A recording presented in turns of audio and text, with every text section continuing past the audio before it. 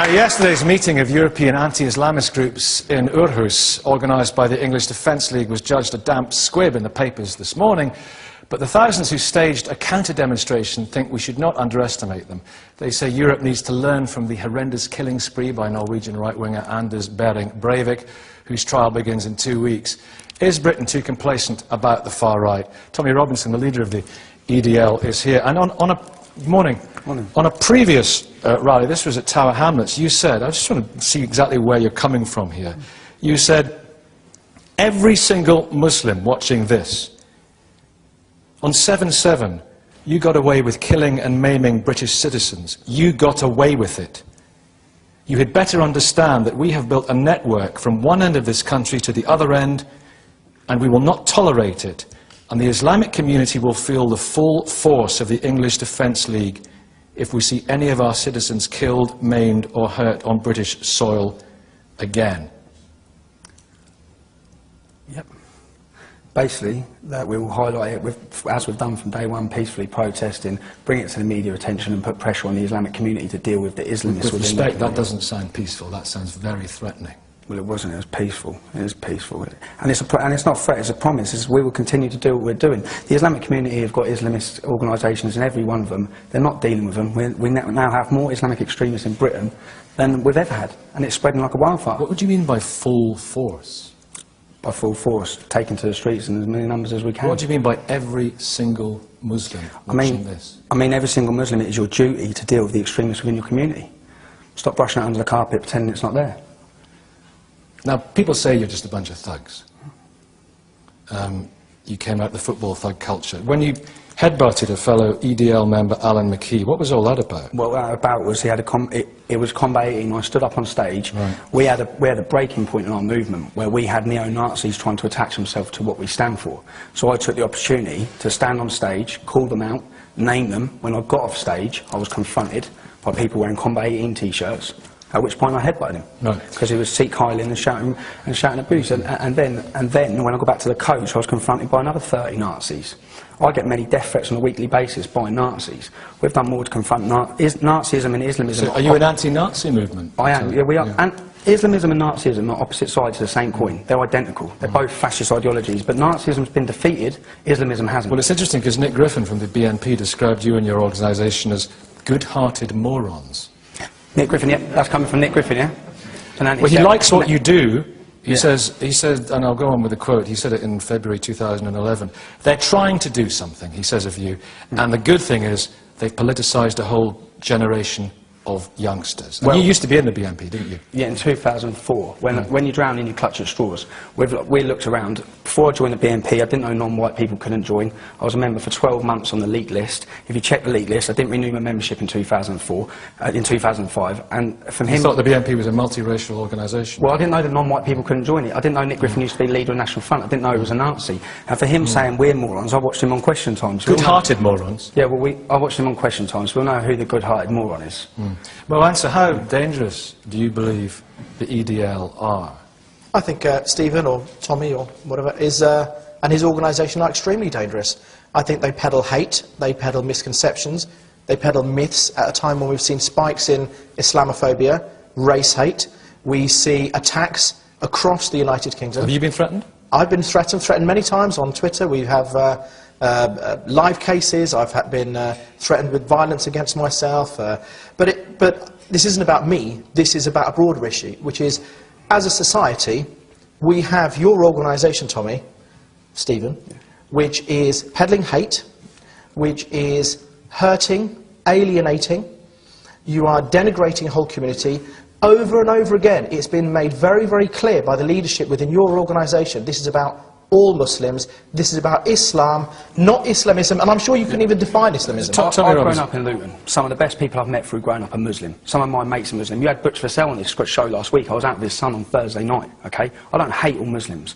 Muslims are the first victims of Islam and extremist Islam. That's what's happening. I don't hate Muslims at all. And I've said that from day one. When it comes to peddling hate, you just said you've been threatened on Twitter. Okay, well, I've had an armed guard for my family for a week. I've had threats to decapitate my children's head. I've been in hospital with bruising on the brain. I've had 8 stitches in my lip. I get confronted and attacked on a weekly basis. So I don't need anyone to tell me about being threatened and where it comes to from being threatened. No answer. Do you not think for a second that you are part of an organisation, and your organisation, you were in Denmark yesterday, yes, and you are bedfellows with people who are saying that we want to outlaw the Quran, we want to outlaw the hijab, we want to deport Muslims from Europe, we want to exclude them, we want to pay them to have governments send them out of Europe. You are trying to become now a soft face which is appeasing hatred against Muslims and Islamophobia. Let me ask you something. The people that share, to a greater or lesser extent, some of the concerns that Tommy attempts to articulate, do they not count? Yeah, I think the concerns are important, and I think we have a major problem in this country, which is there has been no proper debate about what is the nature of Islam. Islam, as far as my understanding is concerned, and almost every Muslim I've met, Islam is inclusive, it supports women's rights, it gave women's... Wahhabi sects of Islam? Wahhabism? I have no idea what that... Extremist sects, Saudi-funded sects.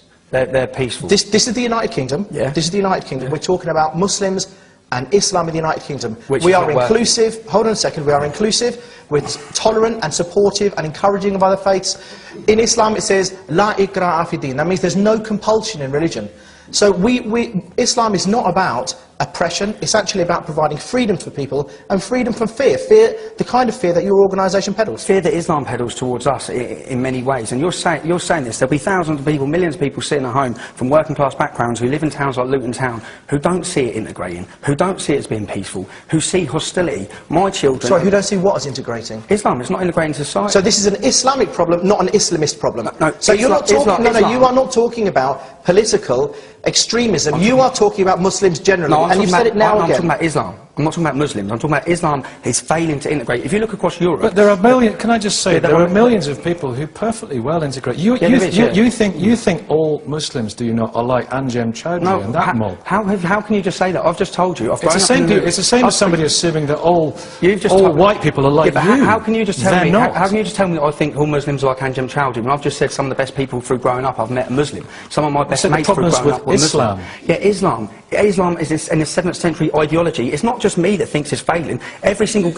The fastest... Well, hang on, let him finish. The fastest growing political parties in every single country in Europe are anti-Islamist political parties. Whether you like it or not, it's happening.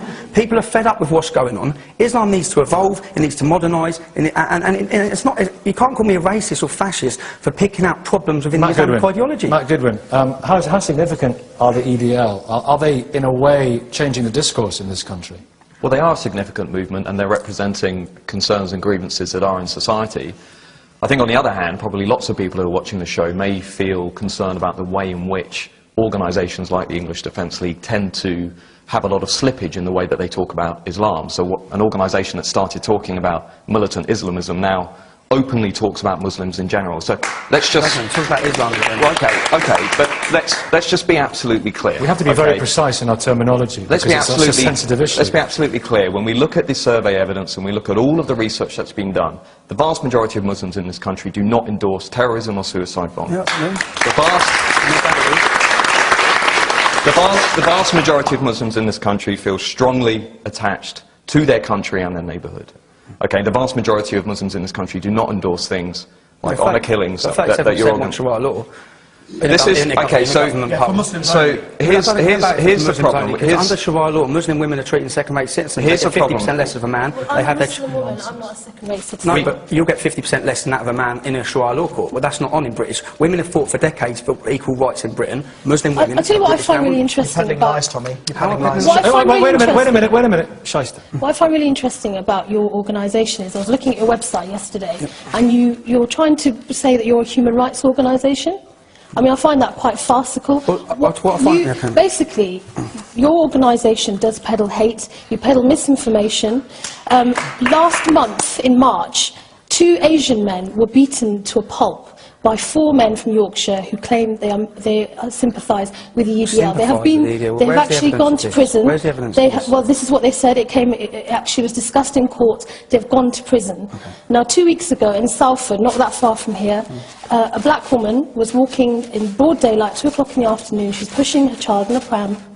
A man racially abused her, used sexual language and threw acid at her. Well, Now, what's racism is very much a reality Okay. of people's lives. But Shaista, the other side of this is that, I suppose the question some people ask is, do the Muslim community need to do more to separate themselves from their extremist wings, Muslim communities? From their extremist wings, there are young men who want to kill their fellow Britons, there are those poppy burners. Now, what do you think of all those people? I think they're extremists. I think they're an absolute disgrace, just like I think you're an extremist. Okay. Well, Simple as that. You talk about human rights. The European Court of Human Rights done an in-depth study in 2004, and they found that Sharia law is incompatible with Western freedoms and democracies due to their views on